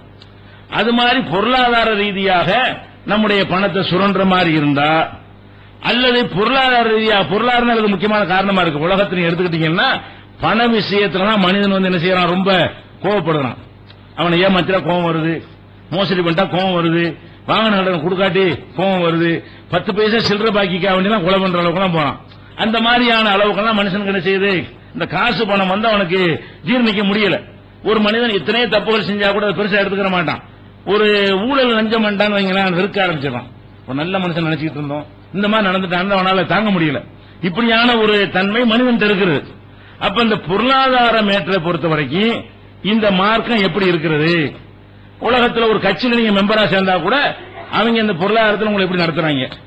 ஒரு மதத்தில் அங்கம் வகிச்சா உங்களை எப்படி நடத்துறாங்க? ஒரு கட்சியில நீங்க ஒரு அரசாங்கத்துக்கு நீங்க ஒரு பணியாற்றினா அவங்க எப்படி உங்களை நடத்துறாங்க? ஒரு நிறுவனத்தில் வேலை செஞ்சா அவங்க எப்படி உங்களை நடத்துறாங்க? எல்லாத்தையும் நீங்க ஒப்பிட்டு பாருங்க. இந்த மார்க்கம் உங்களை எப்படி நடத்துகிறது? பண விஷயத்தில் எப்படி நடத்துகிறது அப்படின்னு பாத்தீங்கன்னா, இந்த மார்க்கம் பொருளாதாரம் சம்பந்தமாக உங்களுக்கு ஃபர்ஸ்ட் என்ன சொல்லுதுன்னு கேட்டா, உங்களை செலவழிக்க சொல்லுது. நல்ல காரியத்துக்கு பொருளாதாரத்தை என்ன செய்யுங்க? செலவழிங்கன்னு சொல்லுகிறது. இந்த நல்ல காரியத்துக்கு செலவழிங்கன்னு சொல்லக்கூடிய இந்த மார்க்கம் எதை செலவழிக்க சொல்லுது? இந்த மார்க்கம் எதை செலவழிக்க சொல்லுன்னா, இருக்கிறதெல்லாம் செலவழி, உன்கிட்ட இருக்கிற எல்லா சொத்தையும் செலவழிச்சு போட்டு தெருவில் நில்லு, அல்லது சாப்பாட்டுக்கு மட்டும் வச்சுக்கிட்டு என்ன செய்ய நீ வாழ்ந்துகிட்டு இருந்துரு, அல்லது நீ ஒரு கைத்தறி ஒரு கோமானத்தை தவிர ஒன்று வச்சுக்கிறாத, திருவோடத்துக்கிட்டு அல என்கிற மாதிரியான ஒரு அடிப்படையில் இந்த மார்க்கம் சொல்லுதான்னு கேட்டா அப்படி சொல்லவே இல்லை. என்ன சொல்லுது? அவங்க கேட்கறாங்க, மக்கள் கேட்கறாங்க, எஸ் உனக்கு மாதா யுன்ஃபிகூன், நாங்க என்னத்தை செலவு செய்யறது மக்கள் வந்து கேட்கறாங்க, நாங்க என்ன செலவு பண்ணணும்? அப்ப வந்து அல்லாஹ் என்ன சொல்றான்னு கேட்டா, செலவு செய்யுங்க. குலில் அஃப்வ, எதை நாங்கள் செலவு செய்யணும்னு மக்கள் கேட்கும் பொழுது மிஞ்சி இருக்கிறது செலவு பண்ணு. உன்னுடைய உணவு, உன்னுடைய உடை, உன்னுடைய தாய் தந்தரை கவனிக்கிறது, உன்னுடைய பிள்ளைகளை கவனிக்கிறது, உன்னுடைய கல்வியை, உன்னுடைய பிள்ளைகளுடைய கல்விக்கு செலவழிக்கிறது, எல்லாம் போக மிச்சமாக செலவு செய்யும். இந்த செலவழிக்க சொல்வது கூட எப்படி பார்க்குது இந்த மார்க்கம்னு கேட்டா, செலவழிக்கிறது கூட யாருக்கு செலவழிக்க? ரெண்டாவது விஷயம், செலவழிக்க சொல்ற விஷயத்துல தானே ஓட்டணைக்கு விட்டுறாங்க. அதாவது ஆன்மீக பக்தியை ஊட்டி, காசு வேணாம், பணம் வேணாம், ஒண்ணு வேணாம், எல்லாம் செலவழிச்சிட்டு ஓடு அங்கிற மாதிரி சொல்லி என்ன செய்யறாங்க, ஒரு போதையை ஊட்டினாங்கன்னா இந்த மார்க்கம் சரியில்லை. இந்த உலகத்துல காசு நமக்கு தேவை இருக்குது, பொருளாதாரம் அவசியமா இருக்கிறது, நம்ம பொண்டாட்டி பிள்ளை செலவழிக்காம ஊர்வலத்துக்கு கொடுக்க சொல்லுது என்ற ஒரு சட்டம் இருந்தா இதுல போய் இருக்காதரா, நம்மள அழிச்சுவிடும். இந்த மார்க்கத்தில் இருந்தா ஓம் பொண்டாட்டி தெருவில் நின்றுவா, ஓம் புள்ள செந்தில நிற்பான் அப்படின்னு சொல்வது நியாயம் இருக்கும். அல்லாஹ் என்ன சொல்றான், எஸ் அலுவனுக்கு மாதாயும் பிகும், நாங்கள் எதை செலவு செய்வது என்று நபியை உங்களிடத்தில் கேட்கிறார்கள். நீங்கள் சொல்லுங்கள் அல் அஃப்வ, மேல் மிச்சமா இருக்கிற செலவு பண்ணும். எது செலவு பண்ணணும்? உனக்கே தேவை இருக்கும்போது தர்மம் கிடையாது. இந்த மார்க்கம் எப்படி சொல்லுதுன்னா, நமக்கே தேவை இருக்குது, நீ செய்யும் மார்க்கம் கட்டாயப்படுத்தாது. ஆனால் அது சிறந்த நிலை. ஒரு மனிதன் வந்து தன்னை கட்டுப்படுத்திக் கொண்டு தன்னுடைய பசியை தாங்கிக் கொண்டு அடுத்தவனுக்கு கொடுத்தானேயானால் சிறந்த நிலையாக அவனை எடுத்துக்கொள்வோமே தவிர அதை கட்டாயப்படுத்துமா செலவழிந்து கிடையாது. மேல் மிச்சத்தை செலவு பண்ணுங்க. அப்ப மேல் மிச்சமான ஒரு விஷயத்தை தான் நீங்கள் செலவு பண்ண வேண்டும் என்று இந்த மார்க்கத்தின் சட்டம் இருக்கும் பொழுது இதுல இருக்கிறவங்க நமக்கு என்ன கஷ்டம் வரும்? நம்ம பொருளாதார இந்த மதத்தில் இருக்கிற காரணத்தினால் பக்தியை ஊட்டி நம்ம பணத்தை எல்லாம் காலி பண்ணிடுவாங்க என்று பயந்தால் இதை மாத்திர பத்தி யோசிக்கலாம். இதுல உனக்கு என்ன சொல்லி தருது? நீ எல்லாம் மீறி செலவழிக்க போனா கூட அப்படிலாம் செஞ்சிடாதப்பா, நீ உன்னுடைய தேவையை பாரு, உனக்குடைய அவசியமான என்னென்ன காரியங்கள் இருக்குன்னு அதை பார்த்து முடிவு பண்ணி அதுக்கப்புறம் மீதமாக இருந்தா செலவு பண்ணு என்று 2வது அத்தியாயத்தில் 219வது வசனத்தில் எல்லாம் சொல்லுகிறான். அதே மாதிரி நபிகள் நாயகம் ஸல்லல்லாஹு சொல்றாங்க, ஹைரு ஸதகா, தர்மத்தில் சிறந்தது, மாக்கான அல்லாஹ் ரிகனன், தேவைக்கு மேல் எது இருக்கிறது அதுதான். தேவை இருக்கும்போது செலவு செய்வது வந்து சிறந்த தர்மம் கிடையாது. தேவைக்கு மேல கூடுதல் அல்லாஹ் எல்லாத்துக்கும் தேவைக்கு மேல தந்திருக்கிறான். அதிகமான மக்களுக்கு வந்து அவங்களுடைய உணவு, உடை, படிப்பு மற்ற தேவைக்கு மேல கூடுதலா கொடுத்திருக்கிறான். அதிலிருந்து தான் செலவு செய்யணுமே தவிர அவனே தேவைப்பட்டு கொண்டு இருக்கும் பொழுது அவன் தர்மம் செஞ்சுட்டு மரப்பை பிச்சை கட்டு கூடாது. அந்த நாளைக்கு ஒரு மனிதன் வரக்கூடாது. அவனை 4 பேர் என்னடா மார்க்கத்தில் இருக்கிறீங்க, உன்னை உன் பிள்ளை சந்தையில் விட்டுட்டு என்னடா மார்க்கம், உன் பொண்டாட்டியை கவனிக்காம என்னடா நீ தர்மம் பண்ணிட்டு இருக்கேன்னு கேட்டக்கூடாது. அந்த மாதிரி எல்லாம் கேட்கக்கூடாது என்பதற்காக இந்த மார்க்கம் எப்படி கவனிச்சு, உங்க காசு பணத்தை புடுங்கினாலும் நீ பயப்படணும். இந்த மார்க்கம் வந்து காசு பணத்தை உங்களை புடுங்கி அல்லது காசு பணத்தை சம்பாதிக்க முடியாம ஆக்கி இந்த உலகத்தில் வாழ்வதற்கு அவசிய தேவையா இருக்கிற பொருளாதாரத்தில் உங்களை பள்ளத்தில் தள்ளிவிடும் என்று சொன்னால் அப்படியான ஒரு மார்க்கம் வேணாம்னு சொல்லி பரிசீலிக்கலாம். அதுக்குரிய காரணத்தை நான் சொல்லு என்று செய்யலாம், நீக்கணும், மாத்தணும், திருத்தணும் என்கிற பேச்சு வரும். இந்த மார்க்கம் அட்வான்ஸா மக்கள் கேட்கும் பொழுது எல்லாம் அள்ளி போடு அப்படின்னு தான் சொல்லுவாங்க. எல்லாரும் பஸ்ஸுக்கு டிக்கெட்டை வச்சுட்டு கூட்டங்கள்ல வசூல் பண்ணுவாங்களா இல்லையா, போறதுக்கு டிக்கெட்டு காசை வச்சுட்டு எல்லாத்தையும் போட்டு போங்கம்பாங்க. அப்படி சொல்லக்கூடாது மார்க்கத்தில். அப்படி எல்லாத்தையும் போட்டு போடுறதுக்காக வந்திருக்கல, அவங்களுடைய தேவைகள்லாம் இருக்கிறது. உங்களுடைய தேவைகளை அனுசரித்து உங்களுக்கு என்ன இருக்கு அதெல்லாம் போக மேல் மிச்சமா அல்லாஹ் தந்திருந்தால் அதை போடுங்கள் என்றுதான் என்ன செய்யணும் சொல்லணும். அல்லாஹ் அப்படிதான் நமக்கு இந்த செயலை சொல்லித் தர்றான். நம்மளோட இந்த கூட்டங்கள் அதை மீறுகிறோம். நிறைய பேர் என்ன செய்யறாங்க, கூட்டங்கள் அறிவிக்கும் பொழுது நீங்கள் வாலி வருகிறது, வாலியில் எல்லாத்தையும் அள்ளி போட்டு விட்டு போவதற்கு டிக்கெட் காசை மட்டும் கையில வைத்துக் கொண்டு போங்கன்னா இது நியாயமா? இந்த மார்க்கம் அப்படி சொல்லுமா? இந்த மார்க்கம் சொல்வதாக தானே மக்கள் அதை நினைக்குவாங்க. அப்படி சொல்லக்கூடாது. இந்த மாதிரி அறிவிப்புகளோட எப்படி செய்யணும்னு கேட்டா, இந்த மாதிரி உங்களுக்கு அல்லாஹ் அதிகமா தந்திருந்தால் தேவைக்கு மேல இருந்தால் அந்த தாராளமா நல்ல பணி கொடுங்க என்று கேட்கணும். அப்ப இப்படி ரசூல் ஸல்லல்லாஹு அலைஹி வஸல்லம் தான் சொல்லி காட்டுறாங்க. அதே மாதிரி ஒரு சம்பவத்தை பாருங்க. சஅத் இப்னு அபீ வக்காஸ் ஒரு சஹாபி, அவர் கொஞ்சம் வசதியானவர், அவருக்கு உடம்பு சரியில்லை. நபிகள் நாயகம் ஸல்லல்லாஹு அலைஹி வஸல்லம் வந்து அவரை விசாரிக்கிறதுக்கு வர்றாங்க. உடம்பு சரியில்லை என்ன செய்யறாங்க, விசாரிக்கிறதுக்கு வர்றாங்க.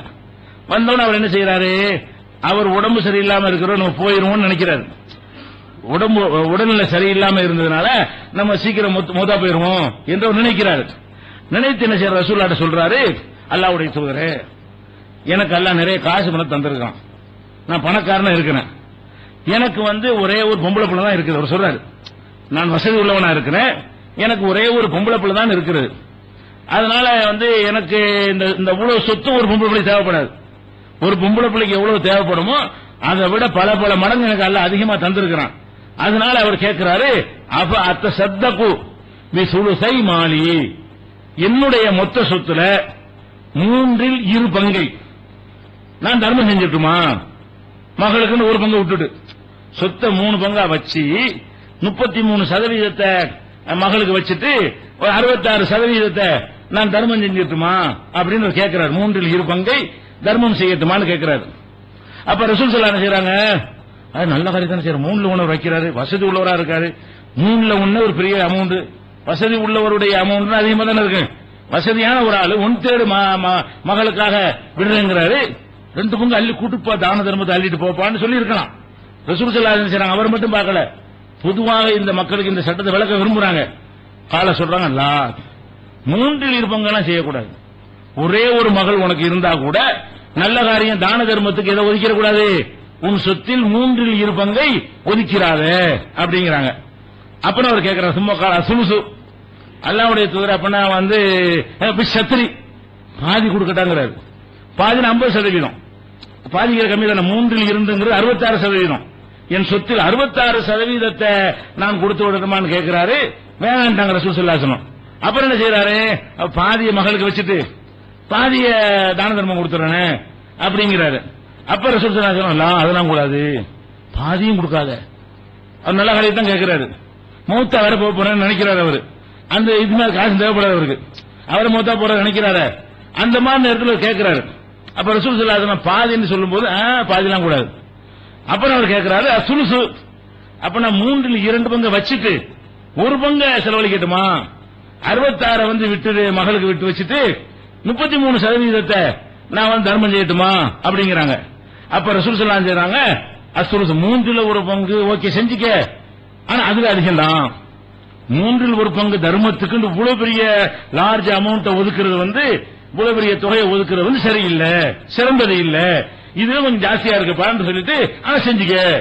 அப்ப என்ன விளங்குறது, ஒரு மனிதன் தன்னுடைய சொத்துக்களை நல்ல காரியங்களுக்கு செலவழிக்க விரும்பினால் கூட அதிகபட்சமாக, அதிகத்திலும் அது சாவும் போது, மரண தருவாய் இருக்கும் பொழுது, இனிமே பணம் தேவையில்லை என்கிற நிலைக்கு வரும் பொழுது செலவழிக்கிறதா இருந்தா கூட அதிகமா அவன் எவ்வளவு செலவழிக்கிறான், 3/1 தான். அதோட கம்மியா இருக்கு நல்லது. மீதி எல்லாம் விட்டுட்டு போகணும். யாருக்கு விட்டு போகணும்? ஒவ்வொன்று அடிப்புள்ள சொந்தம் பந்தம் எவ்வளவு பேர் இருப்பாங்க. சொத்து அல்லாஹ் ஏற்படுத்தின எவ்வளவு உறவுகள் இருக்கிறது. அந்த மனிதர்கள் வாழ்வதற்கு தானே அந்த பணம் எல்லாம். அவங்களே உன்னை கரிச்சு போங்களா இல்ல, கரிச்சு கொட்டுவாங்களா இல்லையா? இவ்வளவு காசை வச்சு நமக்கு ஒண்ணும் இல்லாம செஞ்சுட்டு போயிட்டான் அப்படின்னு சொந்த பந்தங்கள்லாம் உன்னையே தான் சபிக்கும், உனக்கு தான் கெட்ட பேரா போகும். இப்படி எல்லாம் நம்ம கூட கவனிக்கமா நல்லா கவனிக்கிறான். எதை கவனிக்கிறான்? இவர் 3/1 கொடுத்த இந்த மதத்துக்கு எல்லாத்தையும் கொடுன்னு சொன்னா என்ன, 3/1 கொண்டு நமக்கு நல்லா என்ன இருக்கு? ஒண்ணுமே கிடையாது. ஆமா எல்லாத்தையும் கொடுப்பா, 3/2 எல்லாத்தையும் கொடுக்கறதா கொடுத்துட்டு போ அப்படின்னா ஒரு பெரிய ஆன்மீகவாதி மாதிரி காட்டிக்கலாம். ஆனா இது அல்லாஹ்வுடைய மார்க்கமா இருக்கிறதுனால இது எப்படி சரியா வரும்? மனிதனுடைய அவன் விளங்காம பக்தியில சொன்னாலும் நம்ம ஏத்துக்கலாமா? அவன் விளங்காம எல்லாத்தையும் அள்ளி கொடுக்கறாங்க, அது எப்படி நியாயமாகும்? அவன் எவ்வளவு தேவைகள் இருக்கு, அவன் விளங்க மாட்டாங்க, எனக்கு விளங்குமே என்று அல்லாஹ்வுடைய மார்க்கமா இருக்கிறதுனால இந்த ஆளு விளங்காம செய்யறாருங்கிறத கண்டிச்சு அதிகபட்சம் 3 தான், அதிகபட்சம் தான் ஆகும். அது கடைசி காலத்துல, அதுக்கு இன்னைக்கு கூட வசியத்தை செல்லாது. இஸ்லாமிய சட்ட பிரகாரம் ஒருத்தவன் என்ன செய்யறான், மகனோட கோம போயிருமா, நிறைய சொத்து வச்சிருப்பான், மகனுக்கு அப்பனுக்கு சண்டை போமனு எல்லாத்தையும் வசியத்து பண்ணிட்டு போயிருவான். என் மௌத்துக்கு பிறகு இவனுக்கு ஒண்ணுமே கிடையாது, எல்லாம் பள்ளியாசல் கொடுத்துட்டேன் எழுதிட்டு போயிருவான். ஆனா வேற வேற மார்க்கத்தில் எழுதினாங்கன்னா செல்லும், இஸ்லாத்துல செல்லாது. எல்லா சொத்தும் பள்ளிவாசலுக்கு சொல்லிட்டான்னா இஸ்லாத்துல எவ்வளவு செல்லும் கேட்டா 1/3 தான் செல்லும். 1 கோடி ரூபாய் வச்சிருந்து எல்லாத்தையும் பள்ளி கொடுத்துன்னு எழுதிட்டான்.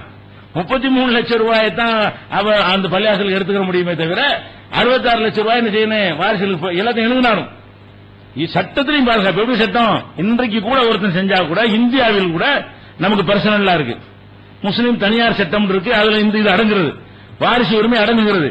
நீங்க இப்படி செஞ்சுட்டு போனா கூட, கோர்ட்டுக்கு போனா கூட எல்லா சொத்தும் பள்ளிவாசலுக்கு கிடைக்காது. எல்லா சொத்தையும் பள்ளிவாசல் எழுதி வச்சு போயிட்டான், அவன் மகங்காரம் இந்தியாவில் உள்ள கோர்ட்ல கேஸ் போடுறான். இந்தியாவில் இந்த வழக்கை எப்படி தீர்ப்பளிப்பாங்க? நம்ம சட்டப்படி தீர்ப்பளிப்பாங்க. முஸ்லீம் பர்சனல் நமக்கு தனி சட்டம் இருக்குதுல்ல, கல்யாணம் வாரிசு உரிமை எல்லாம் நமக்கு தனி சட்டம் இருக்குது. உங்க மார்க்கத்தில் என்ன பாருங்கன்னு கேட்பாங்க. எங்க மார்க்கத்தில் 1/3 மேல இல்லைன்ற உடனே கோர்ட்டை என்ன தீர்ப்பளிக்கும்? நீ அனைத்தையும் பள்ளிவாசலுக்கு அவர் எழுதி செல்லாது பள்ளிவாசலுக்கு வந்து ஒன் தேலை வாங்கி கொண்டு பூத்தடை விட்டு மரியாதை ஒப்படைங்க, வாரிசுகளுக்கு சொந்தக்காரங்களுக்கு இஸ்லாம் சொல்ல மாதிரி பங்கு வச்சு கொடுங்கன்னு சொல்லும். இப்படி உன்னைய பாதுகாக்கிற மார்க்கத்தை ஏமாத்தனுங்கிறேன். நீ கிறுக்குத்தனமா பண்ணிட்டு போனா கூட நீ விளங்காம கோவத்துல ஏதாவது பண்ணிட்டு அப்புறமேல வருந்துவான். இன்னொரு 5 வருஷம் அவனு லைஃப கொடுத்துதான் வைங்க, வருந்துதான் இருப்பான். இது எழுதி வச்சிட்டு இன்னும் 2 வருஷம் வாழ்ந்தான்னு வைங்க, தெரியாம எழுதிவிட்டானே, மகன் வந்து திருந்திட்டானே, சலாம் சொல்லிட்டானே, பாத்துட்டானே, கவலைப்படுவான். போய் சேர்ந்துலாம் ஒண்ணும் இல்லாம போச்சு. அப்ப நாளைக்கு நீ 2 வருஷம் 6 மாசம் இருந்து உனக்கு மனமாற்றம் ஏற்பட்டா ஏண்டா அம்புட்டையும் பள்ளியாசல் கொடுத்து நினைப்பியா இல்லையா? அப்ப நீ கவனிக்காத ஒன்றை கவனிக்கிற ஒரு இறைவனிவன். உன்னுடைய மார்க்கம் யாரிடமிருந்து வந்திருக்குன்னு கேட்டா நீ கூட பைத்தியக்காரத்தை பண்ணா உன்னைய வந்து சட்டம் போட்டு பாதுகாக்கிறது. ஒரு ரூலை போட்டு என்ன செய்கிறது, கொடுத்த செல்லாது, ஏத்துக்கிற மாட்டேன், உன் சொந்த பந்தங்களுக்கு தான் கொடுக்கணும், அதிகபட்சம் ஒன் தேடுதான். அதோட ரசூல் ஸல்லல்லாஹு சொல்றாங்க, என்ன சொல்றாங்க, இன்னக்க அன் தவற வருவத்துக்கு அகனியா, உன்னுடைய வாரிசுகளை தேவையற்ற நிலையில் விட்டு செல்வது ஹைருன், அது சிறந்தது, மின் அன் தவறும் ஆழத்தன் எத்தக்கப்ப போன நாஸ், உன் பிள்ளை குட்டிகள் எல்லாம் மக்கள்கிட்ட கையேந்திர மாதிரி விட்டுட்டு போவதை விட உன்னுடைய பிள்ளை குட்டிகள் வந்து தன்னிறைவு பெற்றவர்களாக இருக்கிற மாதிரி விட்டுட்டு போவது சிறந்தது. பொதுவான இவர் அந்த நிலையில் விட்டு போகல, இவரு நல்ல வசதியானவர் தான், அந்த உன் தேலை ஒதுக்குனால கையேந்த மாட்டாங்க. இது இவருக்கு மாத்திர சொன்ன அறிவுரை கிடையாது. இவருக்கு சொன்னா உலகத்துக்குலாம் வரும் வந்துருச்சுல, இவருக்கு தான் சொன்னாங்க. இது அல்லாஹ் கொண்டு போய் சேர்ப்பான்னு அவர் தெரியாதா? இது உலகத்துக்கெல்லாம் போய் சேரும், கியாமத் நாள் வரைக்கும் இந்த போதனை போகும் என்பதற்காக வேண்டி அனைவருக்கும் சொன்ன போதனை இது. என்ன சொல்றாங்க, நீங்க வந்து பொருளாதாரத்தை பக்தியின் பெயரால் செலவழிக்கிறேன்னு சொல்லிவிட்டு கோயிலுக்கு எழுதுறேன், பள்ளியாசலுக்கு எழுதுறேன், தர்காவுக்கு எழுதுறேன், மர்சாக்கு எழுதுறேன், அதுக்கு எழுதுறேன், சத்திரத்துக்கு எழுதுறேன்னு எழுதி உன் குடும்பத்தை தரவு விட்டு போறாரா? இந்த மார்க்கம் சொல்லுகிறது. ஆன்மீகத்தின் பெயரால நீ செய்யறதா இருந்தால் அதிகம் அதிகம் இந்த அளவு தான் இருக்கணும். அதை விட முக்கியமாக நீ வந்து எழுதி கொடுக்கிறதுனால் 3 உன்னோட எப்ப அனுமதிக்கப்பட எழுதி கொடுக்கிறதுனால உன் பிள்ளைங்க தெருவில் நிற்பாங்க இருந்தா அந்த கம்மியான செல்வமா இருந்தா நீ எழுதுனதே கூடாது. இவன் இருக்கிற குறைவா இருக்கிறது, 1 லட்சம் ரூபாய் வச்சிருக்கான், அதை போய் ஒரு 50,000 ரூபாய் பள்ளியாசல் எழுதுனா நீ உள்ள 5 பிள்ளைங்க பிரிச்சாங்க, நாளுக்கு என்ன கிடைக்கும்? பிச்சை தானே எடுப்பான். அப்ப வந்து இவன் கம்மியா வைத்திருக்கக்கூடியவனா இருந்தா எதை கவனிக்கணும்? நாம ஒரு அறப்பணிக்கு செலவழிக்கிறதாக இருந்தால், அறப்பணிக்கு வசியத்து செய்து போவதாக இருந்தால், என் மரணத்துக்கு பிறகு பயன்படுத்திக் கொள்ளுங்க சொல்வதாக இருந்தால் அவன் இதை கவனிக்கணுங்கிறான். அல்ல அல்லாஹ்வுடைய ரசூல் கவனிக்கணுங்கிறான். எதை கவனிக்கணும்? உன் பிள்ளை என்ன, உன் மனைவி என்ன, உனக்கு பிறகு என்ன செய்வாங்க, அவங்க வாழ்வதா சோர்ஸ் ஏதாவது இருக்குதா, அல்லது அதை கையேந்துவாங்களா, கையேந்தாத அளவுக்கு வாழ்வதற்கு ஏதாவது நீ செஞ்சு கொடுத்திருக்கிறியா, இதையும் எழுதி கொடுத்து அவன் என்ன இதெல்லாம் கவனிக்கணுமா? எப்படி ஒரு மார்க்கம் பாருங்க. இவ்வளவு நம்ம மேல அக்கறை செலுத்தி நம்ம அந்த பொருளாதார விஷயத்தில் பக்தி போதை ஊட்டி ஏமாந்து விடாமல் நம்மை நாம நாசப்படுத்திக் கொள்ளாமல் இருப்பதற்காக வேண்டி இந்த அறிவுரை சொல்றாங்க. இது புகாரியில 1290வது ஹதீஸ்ல நீங்கள் பார்க்கலாம். அதே மாதிரி வந்து இன்னொரு சம்பவத்தை பாருங்க. அபூ தல்ஹான்னு ஒரு சஹாபி, இவர் தான் மதீனாவிலே வந்து மதீனாவாசிகள்ல பெரிய பணக்காரர். அபூ தல்ஹாங்கிற ஒரு சஹாபி இருக்காரு. அப்துல் ரஹ்மான் இப்னு அவுஃப் வந்து ஒரு ஹிஜ்ரத் பண்ணி வந்தவர் பணக்காரர் இருந்தாரு. மதீனாவை சொந்த ஊரா கொண்டவர்கள்ல பெரிய பணக்காரர் யாருன்னு கேட்டா அபூ தல்ஹாங்கிறவர் தான். இவருடைய வீடு வந்து மஸ்ஜித் நபவிக்கு ஏத்தாப்புல தான் இவருடைய வீடு, தோட்டம் வசதியா இருக்கும். ரசூல் ஸல்லல்லாஹு அலைஹி வஸல்லம் கூட என்ன செய்வாங்கன்னா, பள்ளிவாசல் ஏத்தாப்புல இருக்குதா, பள்ளிவாசல் ஏத்தாப்புல இருக்கிறதுனால இவருடைய அந்த தோட்டத்துக்குள்ள நுழைந்து அதுல மதுரமான சுவையான தண்ணீர் இருக்கும், அதை போய் குடிக்கிறதுக்காக போவாங்க. அங்க போய் இறைப்பாங்க. தோட்டம்னா என்ன, வெறும் பேரிச்ச மரம் தான், தோட்டம்னு வேற நினைச்சிடக்கூடாது. அங்க வேற என்ன இருக்க போகுது, பேரிச்ச மர தோட்டம் தான். பேரிச்ச மரங்கள் இருக்க தோட்டம்னு சொல்லுவாங்க, தோப்புன்னு சொல்லுவாங்க. மரங்கள் இருந்தா தோப்பு. அப்ப இவருக்கு ஒரு தோப்பு இருக்கிறது, பேரிச்ச மர தோப்பு. இது மாதிரி நிறைய சொத்து இருக்கிறது. அப்ப இந்த மாதிரி இருக்கும்போது ரசூல் ஸல்லல்லாஹு அலைஹி வஸல்லம் அதை பயன்படுத்திட்டு வருவாங்க. ஒரு ஆயத்து இறங்குது. எந்த ஆயத்து? லன் தனாலுல் பிர்ர ஹத்தா துன்ஃபிகு மிம்மா துஹிப்பூன், நீங்கள் விரும்பக்கூடியவற்றில் இருந்து செலவு செய்யாத வரை நீங்கள் நன்மை அடைய மாட்டீர்கள். நீங்க தர்மம் செய்யறதா இருந்தா நீங்க விரும்புறீங்கள அதுல இருந்து செலவு செய்யணும், அப்படி செஞ்சாதான் உங்களுக்கு வந்து நன்மை அடைய முடியும் என்று ஒரு வசனம் இறங்குறது. இறங்கின உடனே இது அபூ தல்ஹா கேட்டு உடனே ரசூலுல்லாஹ்ட்ட வர்றாரு. அல்லாஹ்வுடைய தூதரே, அல்லாஹ் வந்து இந்த மாதிரி சொல்றான், நீங்க விரும்புனதை செலவழிங்கன்னு சொல்றான், விரும்புனதை தர்மம் செய்யுங்கன்னு அல்லாஹ் சொல்றான். அப்ப எனக்கு நிறைய சொத்து இருக்கிறது, அதுல ரொம்ப விருப்பமான இந்த சொத்து தான். எந்த சொத்து? மஸ்ஜித் நபவிக்கு பள்ளிவாசல் எதிர்த்தாப்புல இருக்கக்கூடிய இந்த தோப்பு தான் என்னுடைய சொத்துகள்லயே எனக்கு ரொம்ப விருப்பமான சொத்து. அவ்வளவு நல்ல வருமானம் வரக்கூடியது, பள்ளிவாசல் எதிர்த்தாப்புல இருக்கக்கூடியது, நல்ல தண்ணி, நிலத்தடி நீர், நல்ல நீர், சுவையான நீர் கிடைக்கக்கூடியது. இந்த மாதிரி காரணத்துக்காக வேண்டி ஊருடைய மையப்பகுதியில் இருக்குது. இதெல்லாம் காரணத்துக்காக சில சொத்து விரும்புவாங்க மனிதர்கள். அப்ப இவர் என்ன செய்யறாரு, அல்லாஹ்வுடைய தூதரே, அல்லாஹ் அந்த மாதிரி சொல்லிவிட்டான், இந்த சொத்தை நான் தர்மம் செஞ்சிட போறேன், இருக்கிற சொத்துல எனக்கு விருப்பமான இதுதான், இந்தாங்க புடிங்கன்றார். புடிங்க சொத்தை எடுத்துக்கொண்டு கொடுக்குறது வாயினால சொல்ற அந்த காலத்துல பத்திரம்லாம் கிடையாது, வாயினால கொடுக்கறா கொடுத்தாச்சு அவ்வளவுதான். அப்ப ரசூலுல்லாஹ் என்ன செய்யறாரு, அல்லாஹ்வுடைய தூதரே, அந்த சொத்தை நீங்கள் பெற்றுக் கொள்ளுங்கள், இன்னஹா ஸதகத்துன் லில்லாஹ், நான் அல்லாஹ்வுக்காக அதை தர்மம் செய்து விடுகிறேன், அர்ஜு பிர்ரஹா வ துஹரா இந்தல்லாஹ், இதனுடைய நன்மையை நான் அல்லாஹ்விடத்தில் எதிர்பார்க்கிறேன். அல்லாஹ் சொல்றான், நீங்கள் விரும்பினதிலிருந்து செலவு செஞ்சா தான் நன்மை அடைய முடியும், நான் ரொம்ப விரும்பக்கூடிய சொத்து இதுதான், இது அல்லாஹ்வுக்காக தந்துடுறேன் அப்படிங்கிறாங்க. இத ரசூலுல்லாஹ் ரொம்ப கஷ்டம், ஆரம்ப காலம், இது நிர்வாகம் பண்றதுக்கு சிரமப்படக்கூடிய காலம், ஆளுக்கு ஒரு பேரிச்சம்பழம் கூட கிடைக்காத ஒரு காலம்.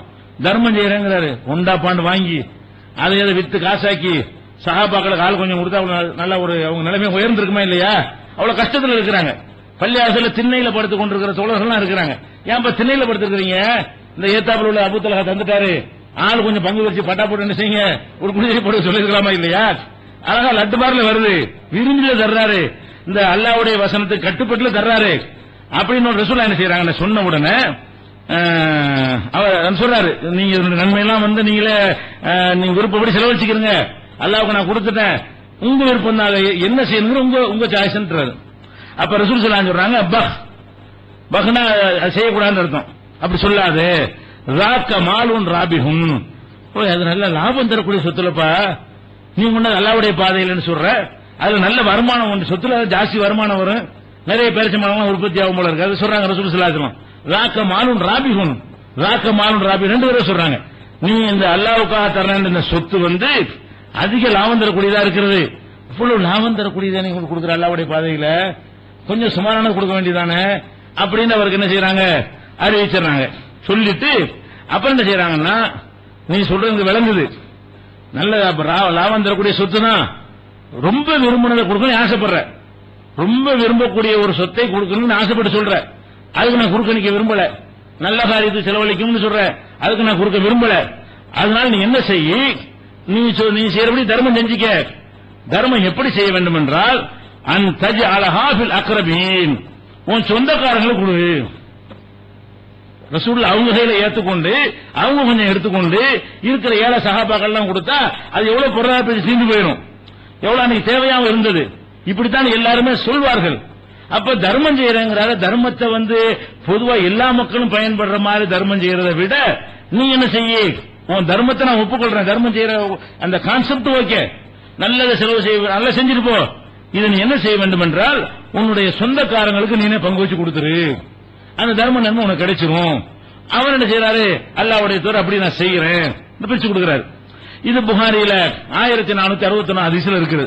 இப்படி அல்லாஹ் எப்படி நமக்கு நம்ம கிறுக்குத்தனமா வசியத்து பண்ணினா கூட அதுல மேம்படுத்தி செலவு செய்ய என்று கவனிக்கிறானோ, அல்லாஹ்வுடைய ரசூல் அப்படி கவனிக்கிறாங்க. எப்படி கவனிக்கிறாங்க, இந்த ஆளு தர்மம் செய்யறாங்க, தர்மம் செய்யறது சரிதான், இதை கொண்டு ஊர் உலகத்துக்கு கொடுத்துட்டா சொந்தக்காரங்க நினைப்பான், அவன் சொந்தக்காரங்க எவ்வளவு தேவை உள்ளவங்க இருப்பாங்க, சொந்த பந்தங்களை கவனிக்கிற கடமை இருக்குது. அவங்க எல்லாம் என்ன செய்வாங்க, உள்ளுக்குள்ள எரிச்சல் படுவாங்க, இவ்வளவு பெரிய சொத்தை கொண்டு பள்ளி கொடுத்துட்டான், அந்த ஆளு இவ்வளவு பெரிய சொத்தை கொண்டு பள்ளியாசல் கொடுத்துட்டான், நாங்கெல்லாம் இல்லையா, எங்கெல்லாம் தரக்கூடாதா? இப்ப நம்மள்ட்ட கூட ஒருத்தர் வந்தார், தௌஹீத் ஜமாத்து கூட ஒருத்தர் நினைஞ்சாரு, 40 லட்சம் ரூபாய் சொத்து, அவருக்கு மனைவிக்கு சண்டை, அதுக்காக நினைச்சாரு, நான் அந்த சொத்தை நீங்க எடுத்துக்கிறீங்கன்னு சொல்லி புட்டிவாதம் பிடிக்கிறாரு. அப்புறம் விசாரிச்சு பார்த்தா அது என்ன, அப்படி வாங்க மாட்டேன், என்னத்துக்கு நீங்க கொடுக்குறீங்க, எதுக்காக இந்த சொத்தை ஜமாத்துக்கு தர்றீங்க அப்படின்னு கேட்டா, அதை விசாரிச்சியா பார்த்தா பொண்டாட்டியோட சண்டையா, வேற ஒண்ணும் கிடையாது. அப்ப நம்ம என்ன கண்டிச்சு, இது நீ பாவம் செய்யற, இந்த சொத்தை ஜமாத்துல வாங்க மாட்டோம், நீ உன் மனைவிக்கு செய்ய வேண்டிய கடமை இருக்கு, மேற்கூடெல்லாம் கொடுத்து பிள்ளைகள்லாம் கொடுத்துட்டு அதுக்கு மேமிச்சமா அல்ல உனக்கு தந்துருந்தா நீங்க கொண்டாந்து கொடுக்கணுமே தவிர, இதை கொண்டாந்து பொண்டாட்டி சண்டை நீங்க கொடுத்தீங்கன்னா எப்படி நியாயமாகும், இது வாங்கினா எங்களுக்கு எப்படி நியாயமாகும், இந்த ஹதீஸை சொல்லியே இதை சொல்லி ரசூலுல்லாஹ் அப்படி செஞ்சாங்க, உறவினர்களுக்கு கொடுன்னு சொன்னாங்களப்பா, நீ இப்படி செய்யலாமான்னு சொல்லி அதை நம்ம ரிஜெக்ட் பண்ணி அனுப்பி விட்டுருக்கிறோம். இதே ஜமாத்துல நம்ம நினைஞ்சிருக்கிறோம், அப்படி பண்ணி இருக்கிறோம். அப்ப இந்த மாதிரியான ஏன் இதை பண்ணணும், நம்ம பண்ணதுக்கு காரணமா இருந்தது எது? இந்த அல்லாஹ்வுடைய ரசூலுடைய மார்க்கம் தான். மார்க்கம் அப்படிதான் சொல்லுது. ஒரு மனுஷன் கோபத்தில் வந்துட்டு எல்லாத்தையும் தர்றேன்னு சொன்னா வந்த வரைக்கும் சேர்ந்து வாங்கிக்கலாமா? வாங்குறவனு கவனமா இருக்கணும். பள்ளியாசல் தான் எழுதி வாங்கிடக்கூடாது. நீ எதுக்கு தர்ற? முக்காவாசி இந்த பள்ளியாசல் தர்றவன் எப்படின்னா குடும்ப பிரச்சனை தர்றான். பள்ளியாசலுக்கு அல்லாவுக்காக தர்றவன் நம்ம கம்மியா இருக்கிறான். குடும்பத்துல பிள்ளையோட சண்டை, அப்பனோட சண்டை, பொன்னாடியோட சண்டை, புருஷனோட சண்டை எல்லாத்தையும் எழுதி கொடுத்துறேன். இதெல்லாம் நம்ம ஜமாத்து யாராவது கொடுத்தாதான் விசாரிப்போம். எதுக்கு நீ கொடுக்குற? உனக்கு மேற்கொண்டு இருக்குதா? ரசூலுல்லாஹ் விசாரிச்சாங்களா இல்லையா? ஒருத்தர் என்ன செய்யறாரு, மகனுக்கு ஒரு அன்பளிப்பை கொடுத்துட்டு இதை நீங்க தான் சாட்சியா இருக்கணுங்கிறாரு. அப்ப ரசூலுல்லாஹ் கேட்கறாங்க, இவர் அளக்க வலதும் சிவாகு, வேற புள்ள உனக்கு இருக்குதா? சும்மா அந்த உனக்கு வாங்கிடல, அவங்க சாட்சி போட்டுல. உனக்கு இந்த புள்ளைய தவிர வேற புள்ள இருக்குதா? இருக்குது. அந்த பிள்ளைகளுக்கு அந்த மாதிரி கொடுத்தியா? இல்ல. அப்படின்னா அந்த அநியாயத்துக்கு நான் சாட்சியில் ஓடுன்னு வெட்டுறாங்க. அப்ப நீங்க கொடுக்குற அந்த ஒரு பிள்ளைக்கு ஏதோ கொடுத்துட்டு என்ன சாட்சியாக பாக்குற? அப்ப கொடுக்கிறேன்னு வந்தால் கூட ஒரு ஜமாத்தை, இயக்கத்தை, பள்ளியாசல் நிர்வகிக்கிறவங்களுடைய கடமை என்ன? அவனுக்கு புத்தி சொல்லணும். அவன் மார்க்கத்தை மீறி பக்தி முத்தி போய் வேற மார்க்கமா நினைத்து கொண்டு என்ன செய்வான்? எல்லாத்தையும் வச்சுக்கிறேன்னு சொல்லுவான். ஆனா அந்த குடும்பத்தாரெல்லாம் அவரை பத்துவா செய்வாங்க. இந்த மாதிரி பாவி கொடுத்துட்டு போயிட்டான், இவங்களும் நல்ல சொல்ல மாட்டாங்களா? இதான் ஜாக்குன்னு வாங்கி அமைக்கிட்டாங்க சொல்லுவாங்களா இல்லையா? அப்ப இதுல எல்லாம் கவனம் செலுத்துவது கிடையாது. நிறுவனங்கள் நடத்துறவங்க இதுல கவனம் செலுத்த வேண்டும். அதுக்குதான் ரசூலுல்லாஹ்வுடைய இந்த சம்பவங்கள் நமக்கு ஆதாரமாக இருக்கிறது. அப்ப பொருளாதாரத்தை பொறுத்த வரைக்கும் அவங்க தன்னுடைய பொருளாதாரத்தை எப்படி செலவு செய்யணும் என்பதுல நாம விதித்துக் கொள்ளக்கூடிய கட்டுப்பாடுகளை விட அதிகமான கட்டுப்பாடுகளை விதித்து நமக்கு நன்மை செய்யும் பொழுது இதை எதுக்காக மாற்றணும்? இதை விட வேற என்ன சிறப்பு இருந்தா நல்லா இருக்கும் நினைக்கிறீங்க? இந்த சட்டத்தை இப்படி சொல்வதை விட வேற எப்படி சொன்னா நல்லா இருக்கும்? எல்லாத்தையும் எழுதி ஓகேன்னு சொல்லணுமா? அம்புட்டு ஊருக்கு எழுதி கொடுத்து பிள்ளைய தெருவில் சொல்லணுமா? எதுக்காக மாத்தணும்? இதுக்கு மேல சிறந்தது என்ன இருக்குது? அந்த மாதிரி நிலையை பார்க்கணும். அதே மாதிரி இந்த பொருளாதாரத்தில் என்ன வருது? மார்க்கம் உங்களுக்கு சொல்லுது, நல்ல காரியத்தை கொடுக்குறீங்க. நல்ல காரியத்தை கொடுக்கறதுக்கு ஒரு லிமிட் அல்லாஹ் சொல்றான். என்ன செய்யறான்? செலவழிக்கிறதுக்கு. வலா தஜஅல் யதக மக்லூலத்தன் இலா உனுகிக, உன்னுடைய கைய கழுத்தோட சேர்த்து கட்டிக்கிறாங்க. கழுத்தோட சேர்த்து கட்டுறதுங்கிற வார்த்தை கஞ்சத்தனத்துக்கு உதாரணமா சொல்லுவாங்க. கழுத்தோட சேர்த்து கட்டிட்டோம்னா கை நீளாதுல. இந்த கையை கொண்டு கழுத்தோட கட்டி வச்சுட்டா கொடுக்கிறதுக்கு நீளாது. அப்ப இப்படி கையோட கட்டி வச்சுட்டாங்கன்னா கொடுக்க மாட்டான்னு அர்த்தம். அதுக்கு அல்லாஹ் உதாரணம் சொல்லி காட்டினா, உன்னுடைய கையை கழுத்தில் கட்டப்பட்டது போல நீ ஆக்கி விடாதே. ஒலா தபுசுத்துஹா குல்லல் பஸ்து, ஒரேடியா விரிச்சு விட்டுறாத. கையை இப்படியும் வச்சுக்கிறாத, இந்த அம்புட்டை வென்றதுக்கு இருக்கணும் அழுகிட்டு போ என்று சொல்லிவிடாத. அப்படி செஞ்சால் தக்கூத மலுவன் மஹசூரா, நீ பழிக்கப்பட்டவனாக நஷ்டப்பட்டவனாக உட்கார்ந்து விடுவாய். ஒரேடியா கையை விரிச்சேன்னு இருக்கணும் அள்ளி கொடுத்து வாரி வாரி எல்லாத்தையும் வழங்கினாருன்னு சொல்லி வழங்கி கடைசியில் நீ தருவன் நிற்ப. அப்படி செஞ்சிடாத. ஒரேடியா சுருக்கி கொள்ளவும் செய்யாத. பொருளாதாரத்தை செலவு செய்யும் பொழுது இஸ்லாம் என்ன சொல்லுது? இருக்குதுங்கிறது அள்ளி அள்ளி அறை வள்ளல் பேருவாங்க நினைச்சிட்டு போயிடாத. எல்லாம் திட்டமிடு, கவனிக்கணும். நீ நல்லா இருக்கணும், உன்னுடைய எதிர்காலத்துக்கு எவ்வளவு தேவைன்னு பார்க்கணும், உன்னுடைய புள்ள குட்டிகளுக்கு எவ்வளவு தேவைன்னு பார்க்கணும், உன்னுடைய மரணத்துக்கு பிறகு அவங்களுக்கு தேவையான ஒரு செக்யூரிட்டி இருக்குதான்னு நீ பார்க்கணும். இதெல்லாம் கருத்துல கொண்டு அதுக்கு மேலே நமக்கு அல்லாஹ் தந்திருந்தா என்ன செய்யணும்? அதை செலவழிக்க வேண்டும். அதுக்காக வேண்டி ஒரு 1000 வருஷத்துக்கு சேர்த்து வைக்கலாமா? நம்ம சேர்க்க வேண்டியது இருக்கிற 10 வருஷமா வாழ போறோம், அதுக்கு வச்சுக்கலாமே தவிர இவன் என்ன செய்யறது? ஒரு 1 கோடி ரூபாய் வச்சுட்டு போறேன், ஒரு 10 கோடி ரூபாய் எனக்குன்னு வச்சுக்கிட்டேன், அவ்வளவு தேவைப்படாது. அதுதான் அல்லாஹ் சொல்லி காட்டுறோம். ஒரேடியா இருக்கிறோம் செய்யாத, எல்லாத்துக்கும் ஒரு காரணம் கற்பிச்சு தேவை இருக்குன்னு சொல்லிட்டு உட்கார்ந்துடாத. அதே நேரத்தில் ஒரேடியா விரிச்சும் விட்டுறாத. அப்படி விரிச்சு விட்டானா என்னவாயிரும்? கையை விரிச்சின்னா நீ தான் இழிந்தவனா போவ, நீ தான் நஷ்டப்படுவ, கை சேதப்படுவாய். கொடுத்து விட்டு தெரியாம கொடுத்து விட்டேன், அவசரப்பட்டு சொல்லியாச்சே கொடுத்துட்டேனே அப்படி சொல்லக்கூடாது இருக்கிறாங்க. கூட்டத்தில் பேருக்கான்னு சொல்லி விட்டுருவாங்க. நமக்கு 1 லட்சம் அதிகம்ன்றான், கொடுக்கவும் செஞ்சிருவான்.